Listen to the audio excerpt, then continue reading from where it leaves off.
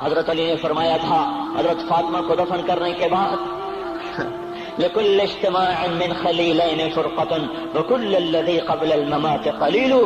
آج فاطمہ کو دفن کرنے کے بعد مجھ پر یہ بات کھل گئی ہے، کوئی کسی کا ساتھ نہیں دے سکتا، کوئی سدا سلامت نہیں رہ سکتے. ایسی حسین جوڑی بھی آج بکھر گئی. ایسا حسین جوڑا کوئی دنیا میں کہاں سے لائے گا؟ ایسا جمال کوئی کہاں سے لائے گا؟ ایسی جوڑی کوئی کہاں سے لائے گا؟ علی و فاطمہ کی جوڑی کوئی دکھائے تو صحیح، کوئی نبیوں کے بعد کوئی ایسی جوڑی بنی ہو. لیکن آج یہ جوڑی ٹوٹ گئی. 24 سال کی عمر میں فاطمہ جدائی دے گئی، 24 برس کی عمر میں جدائی دے کے جا رہی. ہاں لیکن بھائی ان کا تو مرنا بھی زندگی تھا. پانی کے لیے اپنے خادمہ سے فرمایا میرے غسل کا پانی رکھو. خادمہ نے پانی رکھا، خود غسل فرمایا، پھر اس کے بعد چارپائی کو درمیان میں رکھوایا اور کپڑے پہنے اور فرمایا. علی اس وقت کہیں باہر نکلے تھے. فرمایا اب میں مر رہی ہوں، میرا غسل ہو چکا ہے، مجھے دوبارہ غسل نہ دینا، یہی میرا غسل ہے اور علی کو بتا دینا. اور وہ گئی. ہاں آپ نے کہا تھا حضرت فاطمہ سے میں جا رہا ہوں، وہ رونے لگی. پھر آپ نے پھر کان میں کہا نہیں تو غم نہ کر، سب سے پہلے تو ہی مجھ سے آ کے ملے گی. پھر وہ ہنسنے لگی. حضرت عائشہ رضی اللہ عنہا دیکھ رہی تھی، پہلے روئی پھر ہنسی. تو کہا یہ کیا بات ہوئی؟ کہا مجھے میرے باپ نے کہا میں جا رہا ہوں تو مجھے رونا آیا. تو پھر انہوں نے فرمایا تو غم نہ کر، سب سے پہلے تو ہی مجھ سے آ کے ملے گی. تو پھر میں خوش ہو گئی. باپ کے جانے کے صرف 6 مہینے کے بعد ابا سے ملاقات ہو گئی. تو حضرت علی فرما رہے ہیں آج دیکھو ان افتقادی فاطمہ بعد احمد دلیل علی الا یدوم خلیل. آؤ دیکھو میں نے انہی ہاتھوں سے محمد مصطفیٰ کو قبر میں اتارا تھا، آج انہی ہاتھوں سے میں نے فاطمہ کو اتار دیا. آج مجھ سے کہ دنیا کا دھوکہ کھل گیا ہے، مجھے پتہ چل گیا ہے کہ یہاں کوئی دوستی سلامت نہیں رہ سکتی، کوئی گھر آباد نہیں رہ سکتا. کل بیت وان طالت سلامتها یوم ستدرکها النکباء والحباب. او میرے بھائیو، کوئی گھر کتنا آباد رہے، سلامت رہے، ایک دن آتا ہے کہ مکڑی کے جالوں کے سوا وہاں کچھ نہیں ہوتا، ہواؤں کی سنسناہٹ کے سوا وہاں کچھ نہیں ہوتا. اللہ کا واسطہ دیتا ہوں فیصلہ آباد سے دھوکہ نہ کھاؤ، اس کے بازاروں سے دھوکہ نہ کھاؤ، ہوش میں آؤ، ہم غلط جا رہے ہیں. اور میرے بھائیو اگر مر کے اللہ کے پاس جانا ہے تو اس زندگی سے واپس آؤ. میں اللہ کو اس کے رسول کا واسطہ دیتا ہوں. اگر مر کے کہیں اور چلے جانا ہے، اگر مر کے اللہ کے پاس نہیں جانا، یہ اللہ کے رسول کا سامنا نہیں ہے، جو مرضی کرو. پھر ہم بھی چھوڑیں، اب ہمیں بھی کوئی سمجھاؤ. ہم کیوں بول کے گلے کی ایک رگ میں درد اتار بیٹھے؟ گھر چھوڑ سارا وجود ہڈیوں میں درد اتر گیا ہے. تو کوئی ہمیں بھی راستہ بتاؤ کہ یہ راستہ ہے، اس پہ موج میلہ بھی ہوگا، اللہ بھی نہیں ملے گا. آؤ ہم سب پھر ہم بھی مل کر تمہارا ساتھ دیں. ہم کیوں ایسے کھاری اٹھائے ہوئے در کی ٹھوکریں کھاتے پھر رہے ہیں؟ میرے بھائیو، اور اگر ایسا کوئی راستہ نہیں ہے، اور میں بتا رہا ہوں کوئی نہیں ہے، میرے پاس کوئی مضمون نہیں بیان کرنے کو. میں یہ نوجوانوں کو دیکھتا ہوں، میرے بند ٹوٹ جاتے ہیں، میں دیوانہ ہو جاتا ہوں کہ میں ان کے کیسے دلوں میں اتر کر ان کے دلوں کی لگاموں کو اللہ کی طرف پھیر دوں اور اس کے رسول کی طرف پھیر دوں. یہ جب گانے بجانے میں ڈوبتے ہیں، جب یہ رقص گاہوں پر چلتے ہیں، جب یہ تاجر غلط تولتے ہیں، اور جب یہ بینک سے قرضے لے کر لمبے نظام بناتے ہیں، پرائز بانڈ خرید کر دعائیں مانگتے ہیں اللہ میرا بانڈ نکل آئے. او میرا بھائی تجھے کیا ہو گیا؟ تو جوئے پر دعائیں کر رہا ہے کہ یا اللہ میرا بانڈ نکال دے. میں کیسے ہوش میں لاؤں؟ میں تو خود مدہوش ہو چکا ہوں. میں تو صدمے جیسے آدمی کو پاگل کر دیتے ہیں، دیوانہ کر دیتے ہیں. وہ دیوانگی کی کیفیت ہے کہ کوئی سنتا ہی نہیں، کوئی مانتا ہی نہیں. 4 دن کے تھوڑی دیر کے لیے ہائے کرتے ہیں، پھر وہی ڈگر، وہی راہیں، وہی غفلت، وہی صبحیں، وہی شامیں. کہاں سے کوئی آئے گا؟ کون سی آواز آئے گی؟ کوئی قیامت کے کڑکا کو سننا چاہتے ہو؟ کیا آسمان کے دھماکے سن کے توبہ کرنا چاہتے ہو؟ کہ آسمان کی بجلیوں کو کونجتا دیکھ کر پھر توبہ کرو گے، یا زمین کے کلیجے کو پھٹتا دیکھ کر پھر توبہ کرو گے، یا سمندر کی بفری موجوں کو چڑھتا دیکھ کر پھر توبہ کرو گے، یا ہواؤں کے جھکڑ بگولوں کو دیکھ کر پھر توبہ کرو گے؟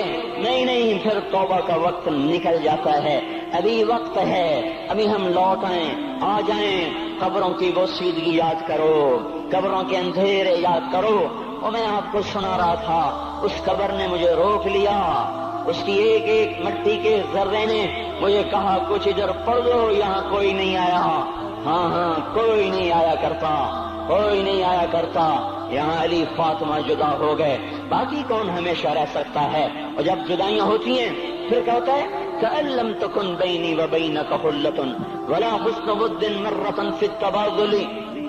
پھر ایسا ہوتا ہے جب جدائیاں ہو جاتی ہیں پھر یوں ہوتا ہے کہ جیسے کبھی کوئی آیا ہی نہ تھا، کوئی مل بیٹھا ہی نہ تھا، کوئی ماں نہ تھی، کوئی باپ نہ تھا، کوئی بھائی نہ تھا، کوئی سنگی نہ تھا، کوئی ساتھی نہ تھا۔ اس طرح انسان بھلا دیتا ہے اپنے جھمیلوں میں گم ہو کر، ہنسی مذاق میں گم ہو کر۔ میں اس قبر میں کھڑا پڑھتا جا رہا ہوں، اس کا کتبہ ٹیڑھا ہو چکا ہے زمانے کی گردش نے اور ماضی کے بے رحم گردش نے اس کے سارے کتبے کو کالا کر دیا تھا۔ مجھے تجسس ہوا، میں دیکھوں یہ ہے کون جس کی قبر نے مجھ جیسے اجنبی کو رونے پہ مجبور کر دیا اور مجھے کھڑا کر دیا۔ میں قریب ہوا، میں نے جھاڑا تو پر لکھا ہوا تھا اللہ اکبر، رستم ہند امام بخش۔ رستم ہند جس کے لیے مہاراج قالین بچھاتے تھے، جس کو ہاتھیوں پہ سوار کروا کے لایا جاتا تھا، جس کے آگے پیچھے ڈھول بجتے تھے، اور جیسے آج کل یہ کرکٹ کے کھلاڑیوں کے آگے پیچھے خلقت ہوتی ہے، یہ وہ دور تھا جب پہلوانوں کے آگے پیچھے خلقت ہوتی تھی۔ آج اس کی خبر ویران ہو کر کہہ رہی ہے کوئی ادھر بھی تو پڑھ کے جب چلتا جائے، کوئی یہاں بھی تو کچھ تحفہ دیتا جائے۔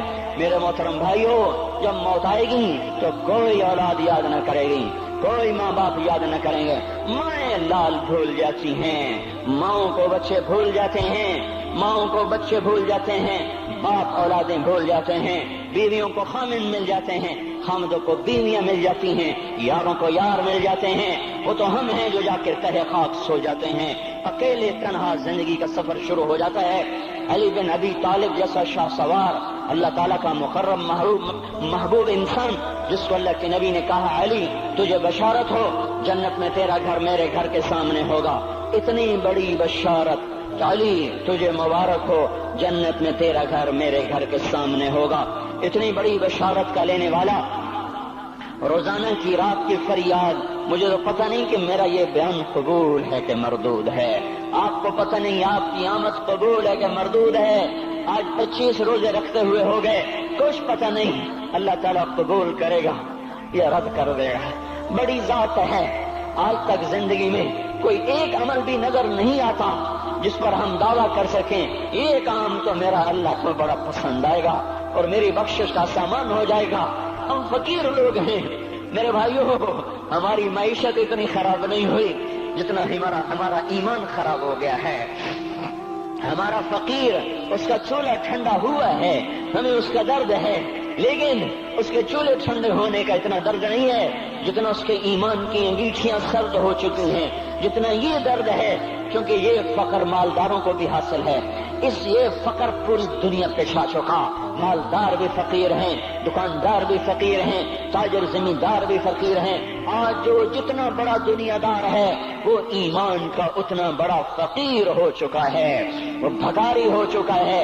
کچھ نہیں ہمارے پاس، کوئی دعویٰ نہیں زندگی بھر کے کسی ایک عمل پر، جن کو جنت کے پروانے مل گئے۔ علی کا گھر میرے گھر کے سامنے، فاطمہ میری بیٹی جنت کی عورتوں کی سردار، حسن حسین جوانوں کے سردار جن کو جنت کے پروانے ملے۔ حضرت علی رات کو اٹھ کے رو رہے ہیں، آہن آہ من قلت الذات وبعد السفر ووحشت الطریق، اے میرے مولا مجھے معاف کرنا، میرے پاس عمل کوئی نہیں ہے، اے مولا مجھے معاف کر دے، میرا عمل تھوڑا ہے۔ اور میں نے ابھی کیا کہا ہے، میں نے ابھی کیا بتایا آپ کو کہ علی کا گھر نبی کے گھر کے سامنے ہے، تو کچھ تو سوچو، کبھی تھوڑے عمل والا بھی دو جہان کے سردار کے گھر کے سامنے گھر بنا سکتا ہے؟ کبھی تھوڑے عمل والا اتنے مرتبے پہ جا سکتا ہے؟ وہ کیا کہہ رہے ہیں؟